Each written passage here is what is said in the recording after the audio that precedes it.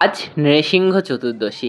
আজকের এই পূর্ণ দিনে সন্ধেবেলা স্তম্ভ থেকে আবির্ভূত হয়েছিলেন নৃসিংহ মহারাজ।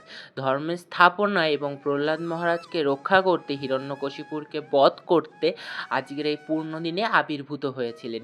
নৃসিংহদেব হলেন আমাদের ভয় দূরকারী দেবতা। তার নাম স্মরণ করলে বিপদ আপদ সব কেটে যায়। তো চলো আজকের এই পূর্ণ দিন আমি কি করে পালন করলাম তোমাদের সাথে সেটাই শেয়ার করে নিই। প্রথমে সব দেখলে কাজবাজ হয়ে গেছে এবং আমার আরাধ্যদের মানে আমার গোপালদের সুন্দর করে স্নান করিয়ে দিচ্ছি, কারণ চন্দন যাত্রা চলছে তো তাই জন্যে। এখানে আমার বুবুন সোনাকেও সুন্দর করে স্নান অভিষেক করিয়ে দিলাম। তারপরে সকলকে সুন্দর করে শৃঙ্গার করিয়ে এবং চন্দন লেপন করে দিলাম তাদের মস্তকে। এরপরে সকালের ভোগ দিয়ে দিলাম ঠাকুরকে এবং সকলকে পুষ্প শৃঙ্গার করে দিলাম। আজ অবশ্য বৃহস্পতিবার, তাই লক্ষ্মী দেবীর ঘটও পাতা হয়েছে।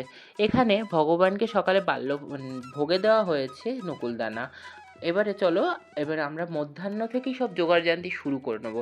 এখানে 108টা তুলসী পাতা নেবো বলে তুলসী পাতা, এখানে সুই সুতো রেডি। এবারে ভগবানের জন্য মালা গাঁথবো। এখানে আমাদের নৃসিংহদেবের 108টি তুলসী পাতা তার জন্যে একদম প্রস্তুত, এবং তার সাথে লেবু দিয়ে সাদা ফুলের মালা করা হয়েছে। তার প্রিয় হচ্ছে লেবুর মালা, তাই লেবু দিয়ে সাদা ফুল দিয়ে মালা করা হয়েছে, কারণ আমাদের নৃসিংহদেব একটু ছোট। এখানে দেখতে পাচ্ছ অনুকল্প তরকারি রান্না করছি, এটা ঠিক সন্ধ্যের আগে সময়। তো এখানে আলু সেদ্ধ করতে বসালাম, এখানে মা সবজি কেটে দিচ্ছে। এরপরে সবজির তরকারিটা আমি করে নিলাম সুন্দর করে, দুজনে মিলে করলে কি একটু তাড়াতাড়ি হয়। এরপরে হচ্ছে নৃসিংহদেবের প্রিয় ফল আম এবং ড্রাই ফ্রুট সব সুন্দর করে নিয়ে সন্ধেবেলা সব গোছাতে শুরু করে দিয়েছে। এখানে পঞ্চপ্রদীপ, এখানে পুষ্পপত্র, এখানে ফল, এখানে 5 রকম ফল দেওয়া হয়েছে, ড্রাই ফ্রুটস দেওয়া হয়েছে, 5 রকম মিষ্টি, দই আর পনাকাম।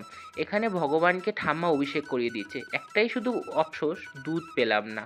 তো এরপরে আমি অভিষেক করে দিচ্ছি অগরু, চন্দন, তুলসী পাতা দিয়ে, জলশঙ্খ দিয়ে ভগবানকে পুষ্প অভিষেকও করিয়ে দিলাম।